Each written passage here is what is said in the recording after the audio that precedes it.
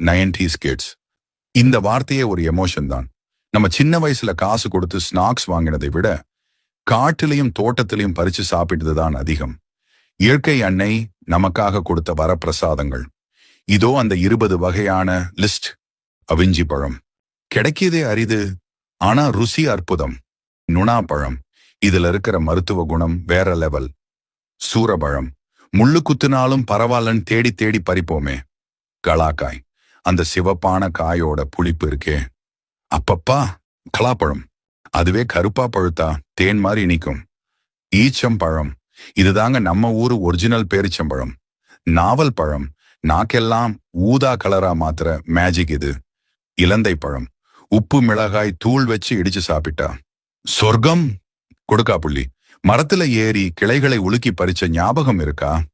காரக்காய், துவர்ப்பா இருந்தாலும் விரும்பி சாப்பிடுவோம். காரப்பழம், இது பழுத்த பிறகு சாப்பிட்டா தனி ருசிதான். சப்பாத்தி பழம் முள்ளு இருக்கும், ஆனா பழம் செம்ம டேஸ்ட். மணத்தக்காளி பழம், குட்டி குட்டி கருப்பு முத்து மாதிரி அள்ளி தின்போம்.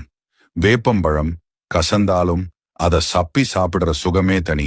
வெள்ளரி பழம், வெயில் காலத்துல வெடிப்பு விட்ட வெள்ளரி பழம் கிடைச்சா ஜாக்பாட் தான். அரை நெல்லி, இத கடிச்ச உடனே கண்ணை மூடி சிலிர்க்காதவங்களே இருக்க முடியாது.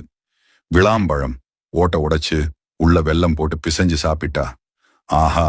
முந்திரி பழம், சாறு வழிய வழிய சட்டையெல்லாம் கரையாகி சாப்பிடுவோமே. பனம்பழம், சுட்டு சாப்பிடுற அந்த பனம்பழத்தோட வாசனை வேற ரகம். புளியம்பழம், ஸ்கூல் விட்டு வரும்போது கல்லெறிஞ்சு பறிச்ச அந்த புளிப்பு இனிப்பு. இதுல நீங்க அதிகமா மிஸ் பண்றது எது? கமெண்ட்ல சொல்லுங்க.